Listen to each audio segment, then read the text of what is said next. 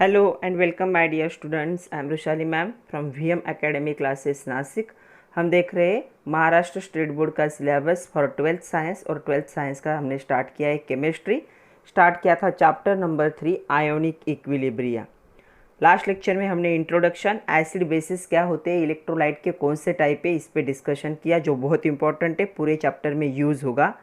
आज का है लेक्चर नंबर 2। आज के लेक्चर में हमें देखना है ionisation of acid and base.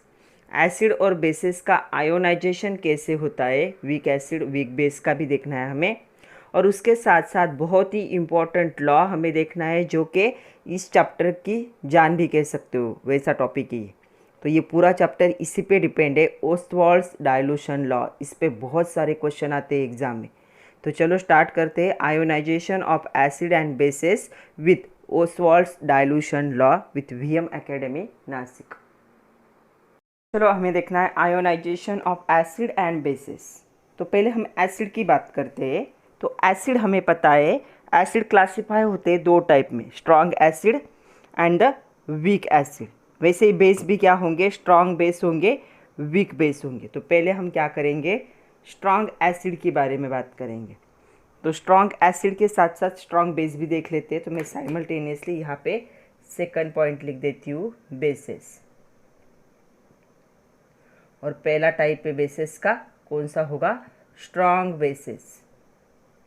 वैसे तो हम फर्स्ट लेक्चर में देख चुके हैं ये क्या है, स्ट्रॉन्ग एसिड स्ट्रॉन्ग बेस, लेकिन अभी हमें उनका आयोनाइजेशन, आयन में कन्वर्जन कितने % होता है वो देखना है।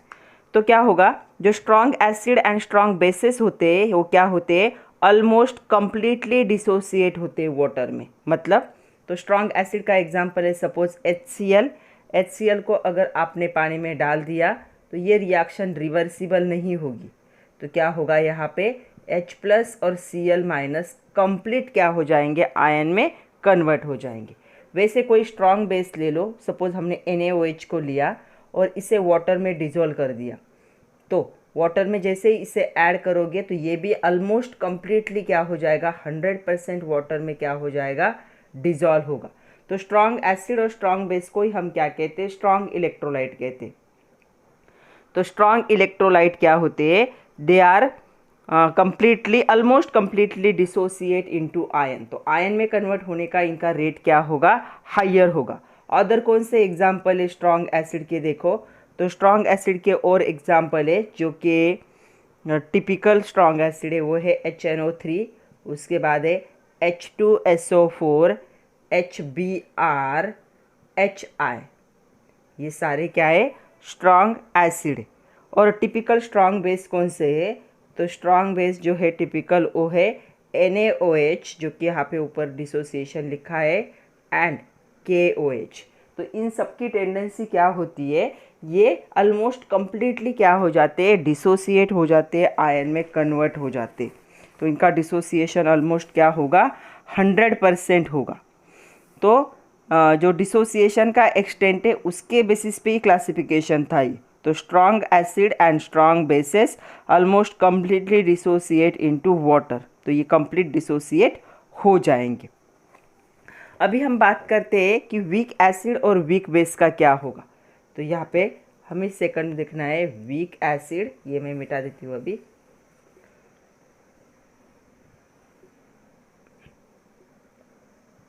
तो जो वीक एसिड होंगे या फिर वीक बेसिस होंगे,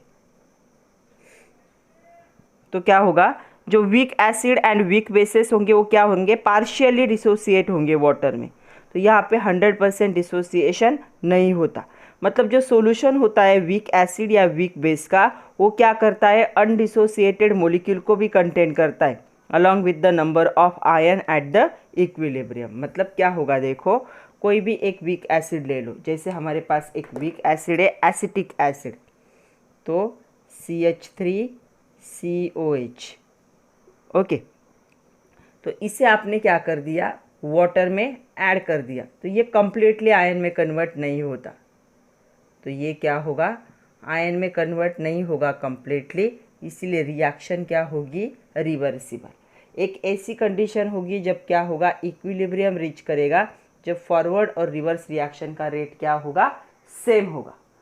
इस कंडीशन में क्या है, ये जो आयन है यहाँ पे 100% आयन में कन्वर्ट नहीं हुआ, तो यहाँ पे जो आयन है उस आयन के साथ ये अनडिसोसिएटेड पार्ट भी रहता है, तो यहाँ पे अनडिसोसिएटेड पार्ट भी रहेगा किसका, एसिड का अनडिसोसिएटेड पार्ट। ये किसके साथ होता है, आयन के साथ होता है, कब, इक्विलिब्रियम पे। कोई भी बेस ले लो जो कि वीक बेस होगा, जैसे कि NH4OH है, इसे भी आप पानी में डाल दोगे, वाटर में ऐड कर दोगे, वाटर में डिज़ोल्व करने की कोशिश करोगे तो ये भी पार्शियली डिसोसिएट होगा आयन में, 100% कंपाउंड आयन में कन्वर्ट नहीं होगा। और यहाँ पे जब इक्विलिब्रियम रीच होगा, जब फॉरवर्ड और रिवर्स रिएक्शन का रेट सेम होगा, तब यहाँ पे भी क्या होंगे, आयन के साथ क्या होगा, अनडिसोसिएटेड पार्ट होगा, इसका कुछ पार्ट अनडिसोसिएटेड फॉर्म में आयन के साथ चला जाएगा। तो कौन से एग्जाम्पल है वीक एसिड के, टिपिकल वीक एसिड देखो, तो यहाँ पे HF को वीक एसिड कहा जाता है, H2S को कहा जाता है, देन HCOOH को भी कहा जाता है फॉर्मिक एसिड। ये सारे क्या है, वीक एसिड के एग्जाम्पल। वीक बेस कौन से हो गए, देखो वीक बेस हो गए FeOH ट्वाइस वीक बेस हो गया, उसके बाद CuOH ट्वाइस भी क्या हो गया, वीक बेस हो गया, या फिर यहाँ पे लिखा है NH4OH, वो भी क्या है, वीक बेस है।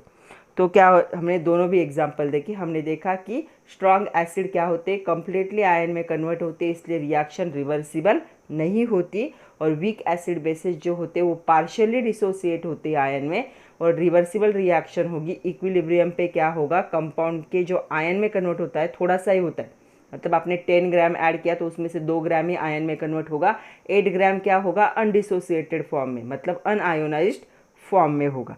तो कब, इक्विलिब्रियम में क्या होगा, इन आयन के साथ प्रेजेंट रहेगा। तो ये था ionisation of strong acid and acid and bases. तो हम वीक एसिड और वीक बेस के लिए एक जनरलाइज रिएक्शन लिख सकते। जनरलाइज रिएक्शन मतलब सपोज आपका ये वीक एसिड या वीक बेस था, तो मैं दोनों का एक ही नाम देती हूँ, उसे वीक इलेक्ट्रोलाइट, क्योंकि आज के लेक्चर में हमें जो देखना है वो वीक इलेक्ट्रोलाइट के लिए देखना है।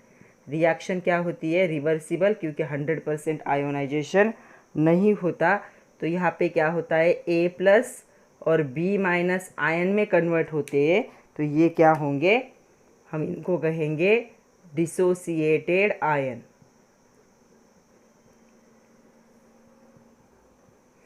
बट इसके साथ इक्विलिब्रियम पे क्या होगा, ये भी प्रेजेंट होगा, AB, इसे हम कहेंगे अनडिसोसिएटेड मोलिक्यूल। तो ये क्या है, अनडिसोसिएटेड मोलिक्यूल इक्विलिब्रियम पे क्या होगा, आयन के साथ प्रेजेंट होगा। कब, जब आप इसे वाटर में क्या करोगे, डिसॉल्व करोगे। तो ये हमें जनरलाइज मिला कि वीक इलेक्ट्रोलाइट का 100% डिसोसिएशन नहीं होता, तो ये रिवर्सिबल रिएक्शन दिखाता है। इक्विलिब्रियम पे आयन के साथ कुछ ऐसा पार्ट होगा वीक इलेक्ट्रोलाइट का जो आयन में कन्वर्ट नहीं हुआ है, वो आयन के साथ क्या हो जाएगा, मिक्स हो जाएगा। तो चलो अभी हमें देखना है dissociation constant for weak acid. तो वीक एसिड को हम कंसिडर करेंगे HA। तो डिसोसिएशन वीक एसिड का HA का हम वाटर में देखते हैं, तो क्या हो जाएगा, HA एक्वियस मीडियम में क्या हो जाएगा, वीक एसिड है इसलिए रिवर्सिबल रिएक्शन दिखाएगा ये, राइट, क्योंकि कंप्लीट आयोनाइजेशन नहीं होता। तो यहाँ पे ये कन्वर्ट हो जाएगा H+ आयन में in aqueous medium and A- ion में, ये भी क्या होगा, एक्वियस मीडियम में होगा। तो ये कन्वर्जन हो गया। अभी हमें क्या करना है, वीक एसिड का क्या होता है, इक्विलिब्रियम कांस्टेंट जो होता है तो होता है एसिड डिसोसिएशन कांस्टेंट इक्विलिब्रियम पे। तो डिसोसिएशन कांस्टेंट को दिखाया जाता है Ka से, 11th में हम पढ़ चुके। यहाँ पे क्या होता है, concentration of product upon concentration of क्या होता है, रिएक्टेंट। यहाँ पे हम कौन से मीडियम कंसिडर करते हैं, gas and aqueous medium, solid और लिक्विड मीडियम को हम कंसिडर नहीं करते। तो यहाँ पे देखो क्या हो जाएगा, Ka is equal to product क्या है, concentration of H+ into concentration of A minus, ये दो आयन प्रोडक्ट है और रिएक्टेंट कौन है, कॉन्सेंट्रेशन ऑफ एच ए। तो ये क्या हो जाएगा, ये होगा dissociation constant for weak acid. तो वीक एसिड के लिए ये डिसोसिएशन कांस्टेंट होगा। के value is large for strong acid. तो स्ट्रॉन्ग एसिड की के वैल्यू वीक एसिड से क्या होती है, लार्ज होती है। तो मैं यहाँ पे लिख रही हूँ, कहीं तो भी मेंशन कर लो। स्ट्रॉन्ग एसिड और वीक एसिड को कंपेयर करोगे और इनके के के वैल्यू को देखोगे तो स्ट्रॉन्ग एसिड की के की वैल्यू वीक एसिड से क्या होती है, ज़्यादा होती है, क्योंकि वो क्या होता है, ज़्यादा एसिडिक होता है। तो ये हो गया dissociation constant for the weak acid. तो क्वेश्चन क्या होता है इस पे क्वेश्चन होता है right short note on the dissociation constant of week acid and weak base. तो देखो वीक एसिड का हमने लिखा है, अभी हम लिखने जा रहे हैं वीक बेस का। मैं इसी में चेंजेस करूँगी ताकि आप लोगों को समझ में आए कि वीक बेस का। तो वीक बेस क्या हो जाएगा, अभी यहाँ पे ये हो जाएगा BOH। हम देख रहे हैं अभी वीक एसिड के लिए। तो यहाँ पे वीक बेस के लिए देखना है हमें, वीक बेस। तो वीक बेस क्या है, यहाँ पे देखो ये रिएक्शन अभी चेंज होगी, तो यहाँ की ये प्रोडक्ट भी क्या हो जाएंगे, चेंज होगी। मैं आपको चेंजेस बताती हूँ क्या करना है। तो देखो क्या है यहाँ पे BOH, ये वीक बेस है, एक्वियस मीडियम में रिवर्सिबल रिएक्शन दिखाएगा। यहाँ पे B+ आयन फॉर्म होगा, ये भी एक्वियस मीडियम में होगा। एक्वा मतलब वाटर में डिजॉल्व करोगे, एंड OH- आयन फॉर्म होगा, ये भी एक्वियस मीडियम में होगा। तो डिसोसिएशन कांस्टेंट जो होता है ये क्या होता है, it is called base dissociation constant at the equilibrium. इसे डिनोट किया जाएगा बेस के लिए Kb से। तो ये होगा Kb। अगेन कॉन्सेंट्रेशन ऑफ क्या होता है, product upon concentration of reactant. तो प्रोडक्ट क्या है देखो, concentration of B+ into concentration of OH- upon concentration of BOH। This is the dissociation constant of weak base. तो ये भी यहाँ पे भी सेम होगा, स्ट्रॉन्ग बेस की वैल्यू जो होगी वो क्या होगी, ज़्यादा होगी। तो यहाँ पे मैं लिख रही हूँ स्ट्रॉन्ग बेस और वीक बेस। तो इसकी Ka की वैल्यू और इसकी Ka की वैल्यू को कंपेयर करोगे तो स्ट्रॉन्ग बेस की Ka की वैल्यू क्या होती है, लार्ज होती है।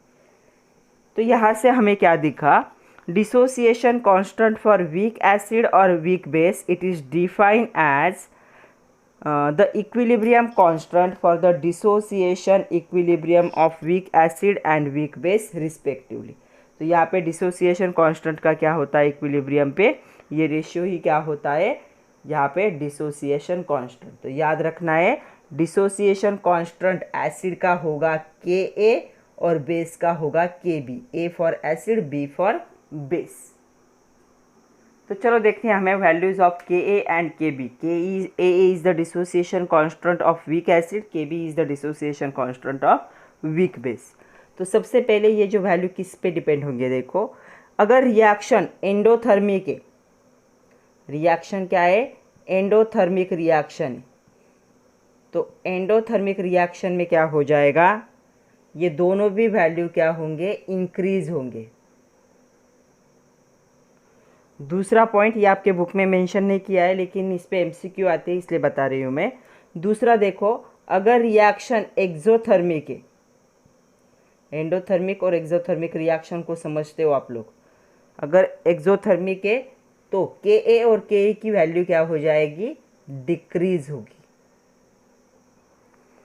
इसीलिए जो Ka और Kb की वैल्यू जो कांस्टेंट लिखी जाती है, it is taken at room temperature. जो आपको वैल्यू दी जाती है टू सॉल्व द न्यूमेरिकल, कभी कभी गिवन में दिया जाता है, तो ये 298 केल्विन रूम टेम्परेचर की वैल्यू क्या की जाती है, यहाँ पे दी जाती है। उसके साथ साथ आपको एक पॉइंट ये भी बता दूँ, Ka की वैल्यू जितनी ज़्यादा इंक्रीज़ होगी, अगर के ई की वैल्यू इंक्रीज़ होती है तो क्या हो जाएगा यहाँ पे, तो वैल्यू ऑफ के इंक्रीजेस, जितनी मोर होगी एसिडिक कैरेक्टर भी क्या हो जाएगा, इंक्रीज़ होगा। एसिडिक कैरेक्टर भी क्या होगा, इंक्रीज़ होगा। जितनी के की वैल्यू ज़्यादा उतना एसिडिक कैरेक्टर भी क्या हो जाएगा, इंक्रीज़ होगा। वैसे ही जितनी के बी की वैल्यू इंक्रीज़ होगी क्या होगा, जो बेसिक कैरेक्टर है वो भी क्या हो जाएगा, इंक्रीज होगा। सो वैल्यू ऑफ के और K B increases, the acidic and basic nature also increases respectively. तो जितनी के बी की वैल्यू ज़्यादा उतना उनका एसिडिक बेसिक कैरेक्टर भी क्या होगा, ज़्यादा होगा। अभी हमें सबसे इम्पॉर्टेंट लॉ देखना है, ओस्वाल्ड्स डाइल्यूशन लॉ। अरेनियस की जो कंसेप्ट थी एसिड और बेसिस की, वो एक्सप्रेस की थी उन्होंने इन द क्वांटिटेटिव, उनके ही कंसेप्ट को क्वांटिटेटिवली एक्सप्लेन किया था F.W. ओस्टवाल्ड। ये इनका जो डाइल्यूशन लॉ है, ये डाइल्यूशन लॉ आया था इन 1888। तो अभी हमें देखना है सबसे इम्पॉर्टेंट पॉइंट आज के टॉपिक का, वो है ओस्टवाल्ड डाइल्यूशन लॉ। मतलब अरेनियस की जो कंसेप्ट थी, इन्होंने उसी को आगे क्या किया, थोड़ा सा और उस पर क्या किया, एनालिसिस किया और उन्होंने एक कंसेप्ट दी। ये लॉ आया था 1888 में। तो क्या था ये law, the degree of dissociation और ionisation of weak electrolyte increases with increase in dilution और decreases in the concentration of electrolyte. तो इनका ये लॉ था। तो पहले हम क्या करेंगे, पहले हम देखते हैं कि इनका जो डेरिवेशन है वो कैसे आया था, फिर डेरिवेशन से हम देखेंगे कि क्या होगा लॉ। तो डेरिवेशन से ही इन्होंने लॉ को प्रपोज किया था। तो लॉ को इन्होंने क्वांटिटेटिवली प्रपोज किया था। जो अरेनियस का कंसेप्ट था एसिड बेस का, उसे ही इन्होंने थोड़ा सा क्वांटिटेटिवली क्या किया, प्रपोज किया। उसे कहा जाता है ओस्टवाल्ड्स डाइल्यूशन लॉ। तो सबसे पहले डेरिवेशन अलग अलग आते, क्वेश्चन इस पे अलग अलग होते। जैसे क्वेश्चन होता है derive Ostwald's dilution law for the weak acid, या होता है derive Ostwald's dilution law for CH3COOH, या derive the Ostwald dilution law for the BOH, या फिर वीक बेस। या आपके एक्सरसाइज में क्वेश्चन है derive the relationship between degree of dissociation and dissociation constant in weak electrolyte. तो ये ऐसे क्वेश्चन आते हैं।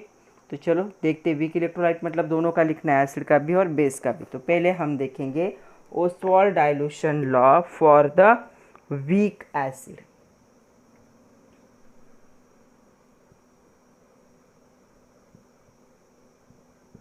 वीक एसिड हम बात कर रहे हैं HA की।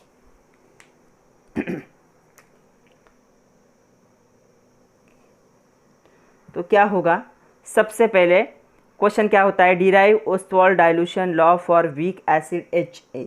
तो सबसे पहला हमें क्या करना है, वीक एसिड का क्या करना है, हमें आयोनाइजेशन देखना है एट द इक्विलिब्रियम। तो इक्विलिब्रियम पे क्या हो जाएगा, ये जो HA होगा ये क्या होगा, डिसोसिएट हो जाएगा H plus and A minus में। ये भी एक्वेस मीडियम में होगा, ये भी एक्वेस मीडियम में होगा, और पानी में डिजोल्व करने के बाद ही दिखता है। तो consider an equilibrium of weak acid HA that exist in the solution partly. तो यहाँ पे इन दोनों के साथ क्या होगा, इसका भी पार्ट क्या होगा, प्रेजेंट होगा। Undissociated species HA present in this. तो ये क्या हो गया, इसका डिसोसिएशन। अगर हम यहाँ पे डिसोसिएशन कांस्टेंट लिखे तो क्या हो जाएगा, एसिड है इसलिए हम Ka कंसिडर करेंगे। यहाँ पे आएगा H plus and A minus, product upon reactant होता है, अपॉन क्या होगा, कॉन्सेंट्रेशन ऑफ H। तो यहाँ तक पता है, यहाँ तक हमने देखा है। अभी देखो ये जो HA ये डिसोसिएट हो रहा है into H plus and A minus में। तो यहाँ पे थोड़ा सा मैं आगे लिखती हूँ। तो यहाँ पे देखो क्या होगा, यहाँ पे इनिशियली क्या होगा, एकदम इनिशियल कंडीशन में स्टार्ट हुआ है, तो इनिशियल कंडीशन में क्या होगा, यहाँ पे सपोज 1 मोल आपका HA था, ये अभी तक आयन में कन्वर्ट नहीं हुआ है, तो आयन का कन्वर्जन कितना होगा, 0। मतलब आपने क्या किया, वीक एसिड को अभी लिया और क्या किया, उसमें वाटर ऐड किया, तो तुरंत आयन कन्वर्ट नहीं होते, तो आपका कितना कंपाउंड था, 1 मोल इनिशियल स्टेट पे। उसके बाद क्या हुआ, जैसे ही इक्विलिब्रियम फॉर्म हुआ, इक्विलिब्रियम पे क्या हुआ, इस 1 में से अल्फा पार्टिकल आयन के कन्वर्ट हुए, दोनों आयन के, तो alpha particle H+ ion, alpha particle A- ion, इतना क्या हो गया, आयन में कन्वर्ट हो गया। क्यों, यहाँ पे 100% डिसोसिएशन नहीं होता, तो कितना पार्ट डिसोसिएट हो जाएगा, यहाँ पे थोड़ा सा पार्ट डिसोसिएट होगा। तो मैं ऐसे एज्यूम कर रही हूँ कि 1 मोल में से अल्फा पार्टिकल HA के बने, अल्फा पार्टिकल A- के बने, तो यहाँ पे कितना पार्ट अनडिसोसिएट रह जाएगा, यहाँ पे हो जाएगा वो 1 - अल्फा। सपोज मैंने आप लोगों को 2 लड्डू दिए थे, तो 2 लड्डू में से आपने एक क्या कर लिया, कंज्यूम कर लिया, तो आपके पास कितने रिमेनिंग रहे, कैसे कैलकुलेट किया, 2 - 1, तो आपके पास 1। वैसे ही 1 में से उन्होंने क्या किया, अल्फा अल्फा पार्टिकल क्या हो गए, सेपरेट हो गए, तो रिमेनिंग कितने रहे, एक में से अल्फा पार्टिकल क्या हुए, आयन में कन्वर्ट, तो 1 - अल्फा पार्टिकल क्या होगा, अनडिसोसिएट। तो यहाँ पे स्टेटमेंट क्या आएगा, suppose 1 mole of HA initially present, the volume VDM³ of solution, तो वॉल्यूम कितना है, V है। इक्विलिब्रियम पे क्या होगा, फ्रैक्शन डिसोसिएशन होगा, उस फ्रैक्शन को क्या कहा गया, अल्फा। इतना अल्फा क्या हो गया, डिसोसिएट हो गया, ये डिग्री ऑफ डिसोसिएशन है अल्फा। इतने पार्ट क्या हो गए, आयन में कन्वर्ट हो गए, तो कितना पार्ट अनआयोनाइज्ड फॉर्म में रह गया, 1 - अल्फा। 1 में से सिर्फ अल्फा पार्टिकल कन्वर्ट, जैसे 2 में से आपने 1 खाया था, तो 2 - 1 आपके पास कितना बाकी है, 1 बाकी है। वैसे ही 1 में से अगर अल्फा पार्टिकल आयन में कन्वर्ट होते तो कितने पार्टिकल बाकी रह जाएंगे, 1 - अल्फा पार्टिकल क्या होंगे, अनडिसोसिएटेड कंडीशन में होंगे। यहाँ पे कॉन्सेंट्रेशन क्या हो जाएगा इक्विलिब्रियम पे, तो कॉन्सेंट्रेशन हमेशा क्या होता है, इसे वॉल्यूम से डिवाइड करना पड़ता है, तो ये हो जाएगा 1 - अल्फा डिवाइड बाय V, ये होगा अल्फा बाय V, ये होगा अल्फा बाय V। तो हमें तीनों का कॉन्सेंट्रेशन मिल गया, मतलब हमें मिला कॉन्सेंट्रेशन ऑफ HA मिला, क्या होगा 1 - alpha upon V, concentration of H+ और कॉन्सेंट्रेशन ऑफ A- हमें सेम ही मिला है, कितना है, अल्फा बाय 2। तो इन तीनों वैल्यू को यहाँ पे हमें क्या करना है, पुट करना है। तो इस इक्वेशन से हमें ये मिला, ये बात समझ लो। इनिशियली आपने 1 मोल लिया था, अभी आयन में कन्वर्ट नहीं हुआ है, इसलिए 0। इक्विलिब्रियम पे क्या हुआ, 1 मोल में से अल्फा पार्टिकल आयन के कन्वर्ट हो गए, तो कितना पार्ट अनडिसोसिएटेड रह गया, 1 - अल्फा पार्ट, और कॉन्सेंट्रेशन क्या हो जाएगा उसका, 1 - अल्फा बाय V, इसका होगा अल्फा बाय V, और दूसरे आयन का भी होगा अल्फा। तो ये कॉन्सेंट्रेशन हमें मिले, यही वैल्यू हमें यहाँ पे क्या करने हैं, पुट करने। तो चलो इस इक्वेशन में वो वैल्यू हम पुट करते तो क्या आएगा, देखो Ka = alpha by V into alpha by V, दोनों की वैल्यू वही है, divide by 1 - alpha by V। तो कोई भी एक V इसके साथ क्या हो जाएगा, कट जाएगा, तो क्या आएगा यहाँ पे, Ka = अल्फा अल्फा क्या हो जाएगा, अल्फा स्क्वायर, राइट। यहाँ पे ये डिवाइड है, इसके साथ ये कट गया, ये नीचे, तो क्या आएगा 1 - अल्फा इंटू क्या होगा V। ये हमें मिला, अभी इसे मैं मिटा देती हूँ, ये हमें कहाँ से आया है ये पता चल चुका है। तो हमने क्या किए, इस इक्वेशन में वैल्यू सब्सटीट्यूट किए, तो हमें मिला Ka = A² upon 1 - alpha into V। But V जो होता है वॉल्यूम, ये क्या होता है, हमेशा याद रखो, कॉन्सेंट्रेशन क्या होता है, 1 अपॉन वॉल्यूम होता है, ओके। क्योंकि आपने स्टार्टिंग में कितने मोल लिए थे, 1 मोल, तो कॉन्सेंट्रेशन क्या हो गया, 1/V। तो यहाँ पे हम वो वैल्यू पुट कर सकते हैं क्या, तो देखो ये 1/V, तो इसके जगह पे हम क्या करेंगे, C को। सो Ka = alpha square C upon 1 - क्या हो जाएगा, अल्फा। यहाँ तक समझ में आया होगा।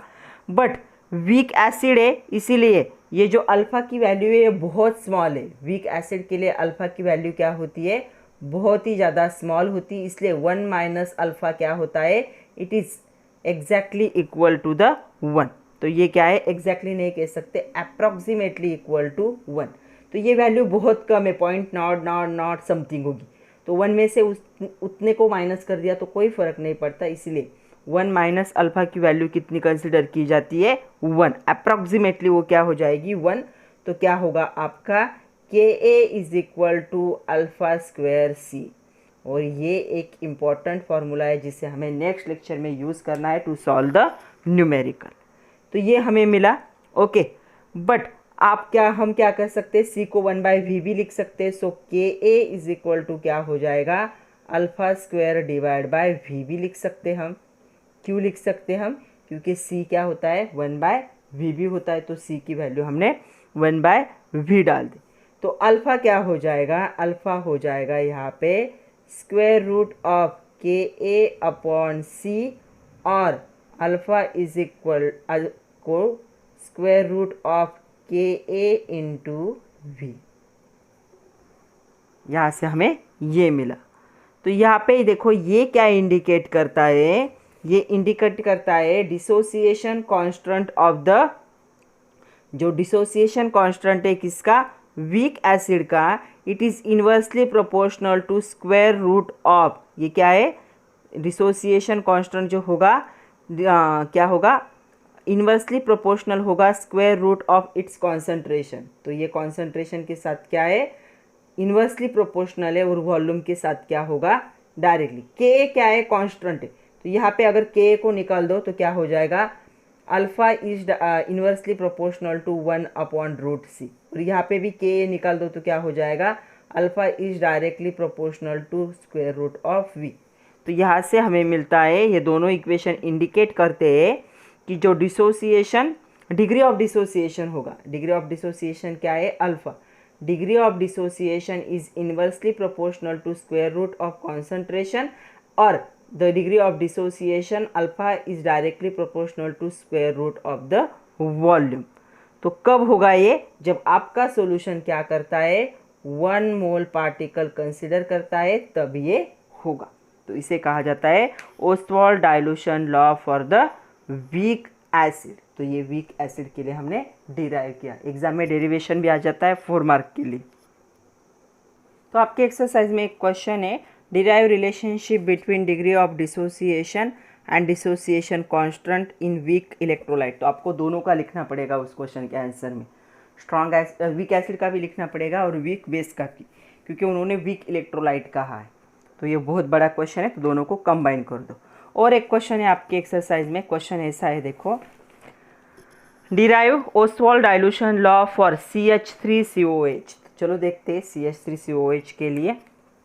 तो क्या करते हैं हम, सबसे पहले कंसिडर करते हैं CH3COOH का डिसोसिएशन।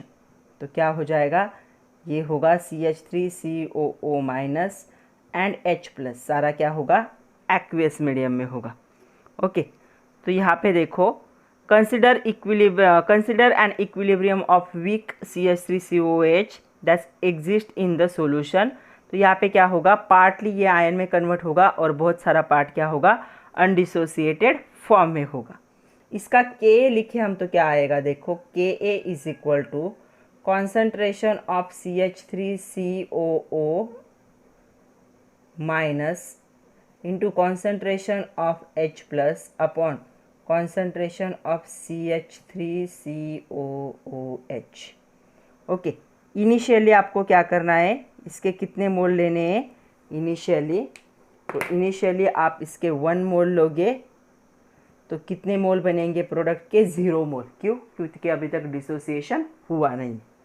इक्विलिब्रियम पे क्या हो जाएगा, इसके अल्फ़ा पार्टिकल बनेंगे, इसके भी अल्फ़ा पार्टिकल बनेंगे, और ये कितना रिमेनिंग रह जाएगा, 1 माइनस अल्फ़ा। 1 में से अल्फ़ा पार्टिकल आयन में कन्वर्ट हो गए, तो अनडिसोसिएटेड फॉर्म कितना रहा, 1 माइनस अल्फ़ा।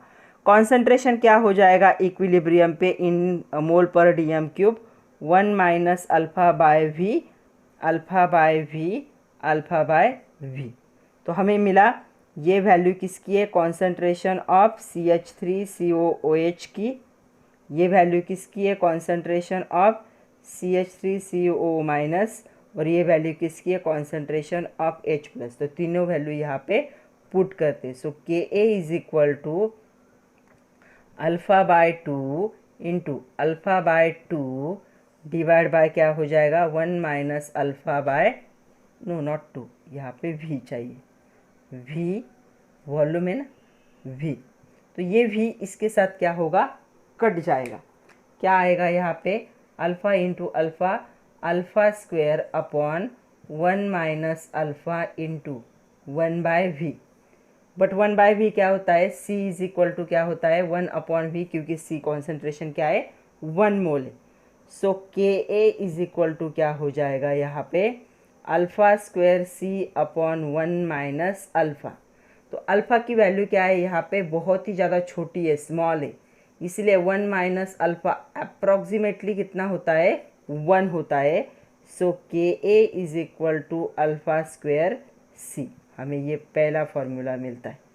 या फिर Ka is equal to alpha square upon V भी लिख सकते हो, क्यों, क्योंकि C की वैल्यू क्या है, 1 अपॉन V भी है, ये भी आ सकता है। तो अल्फ़ा क्या हो जाएगा, अल्फ़ा होगा square root of Ka upon C, और alpha is equal to square root of Ka into V। तो सेम है, वहाँ पे जो हमने डिराइव किया था वही यहाँ पे डिराइव करना है, सिर्फ यहाँ पे क्या है, अभी स्पेसिफिक एसिड को क्या किया है, कंसिडर किया गया। तो आपको ये डेरिवेशन, तो इससे आप लिख सकते हो, it implies that the degree of dissociation that is alpha of weak acid CH3COH is inversely proportional to square root of the concentration and directly proportional to the square root of the volume in the solution containing 1 mole of weak acid। तो यहाँ से आप उसे लिख सकते हैं। चलो week base के लिए देखते हैं। क्वेश्चन होता है derive Ostwald dilution law for weak base BOH। तो चलो सबसे पहले हम देखते हैं कि BOH का डिसोसिएशन कैसे होगा इन एक्वियस मीडियम। तो यहाँ पे होगा B प्लस OH माइनस।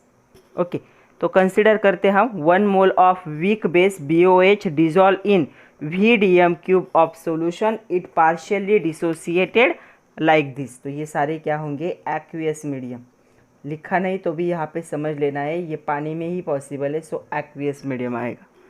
तो क्या हम बेस का डिसोसिएशन कांस्टेंट लिख सकते हैं, Kb इज इक्वल टू क्या होगा, concentration of B plus into concentration of OH minus upon concentration of BOH। ये क्या है, डिसोसिएशन कांस्टेंट है बेस का, तो Kb लिखा जाता है बेस के लिए, तो K कैपिटल होगा B। अभी हमें क्या करना है, इसका देखना है कि फ्रैक्शन में डिसोसिएशन कैसे होगा। तो क्या होगा, इनिशियल आपने कितना लिया था, मेंशन किया है कितना है, 1 मोल है, तब 0 मोल क्या हो रहा है, आयन में कन्वर्ट हो रहा है। ओके, इनिशियली 1 मोल था। इक्विलिब्रियम पे क्या हो जाएगा, देखो जब ये इक्विलिब्रियम को रीच कर लेगा तो इक्विलिब्रियम पे क्या होगा, 1 में से इसके अल्फा पार्टिकल बनेंगे, इसके अल्फा पार्टिकल बनेंगे, तो कितना रिमेनिंग रह जाएगा इक्विलिब्रियम पे, 1 minus alpha BOH is undissociated form में होगा। और कॉन्सेंट्रेशन क्या हो जाएंगे इनके at equilibrium, 1 minus alpha by V, ये हो जाएगा अल्फ़ा बाय V, ये भी हो जाएगा अल्फ़ा बाय V। तो ये है कॉन्सेंट्रेशन ऑफ BOH की वैल्यू, ये है कॉन्सेंट्रेशन ऑफ B प्लस की वैल्यू, और ये है कॉन्सेंट्रेशन ऑफ OH माइनस की वैल्यू। तो सारे वैल्यू को यहाँ पे हम पुट करते, तो क्या होगा देखो, Kb is equal to alpha by V into alpha by V divide by 1 minus alpha by V। तो कोई भी एक V के साथ इसे कट कर दो, तो ये क्या हो जाएगा, alpha square upon 1 minus alpha by V। But हमें पता है C इज इक्वल टू क्या होता है, 1 बाय V होता है, वॉल्यूम का 1 बाय वॉल्यूम। क्यों, इनिशियली आपने कितने मोल यूज़ किए, 1 मोल। तो क्या हो जाएगा, Kb is equal to alpha square C upon 1 minus alpha.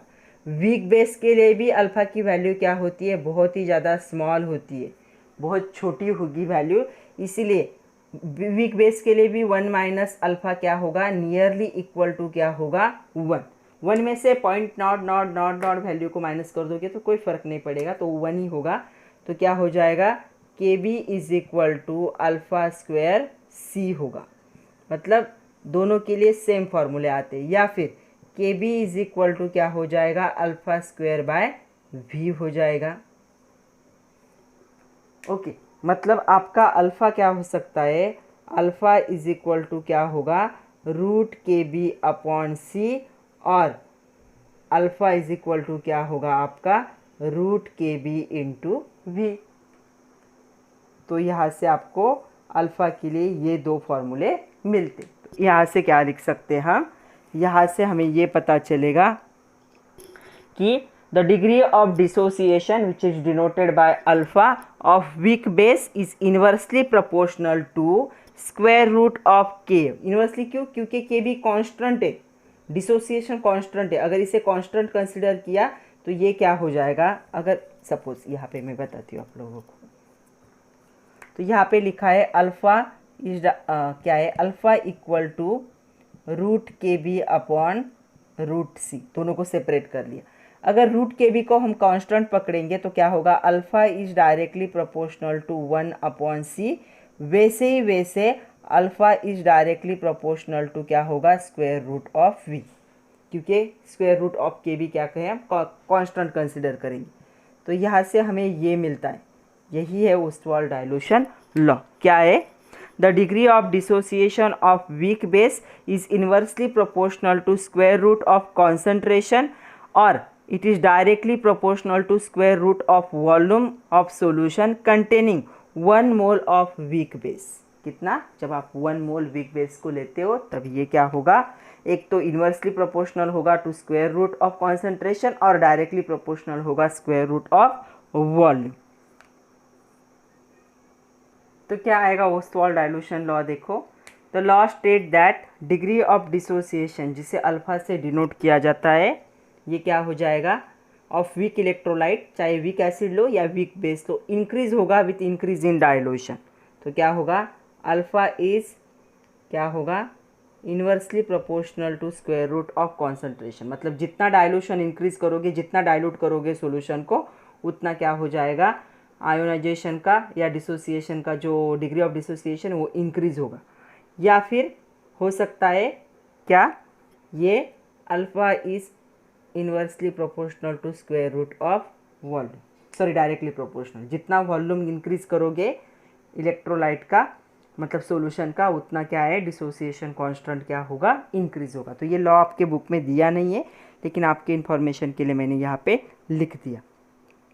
तो आज के लिए इतना ही था। आज हमने 2-3 जो है वो फार्मूलेज डिराइव किए। नेक्स्ट लेक्चर में हम उस पर न्यूमेरिकल सॉल्व करेंगे। तो तब तक के लिए पढ़ते रहिए, नोट्स बनाइए। All the best and thank you very much my dear students.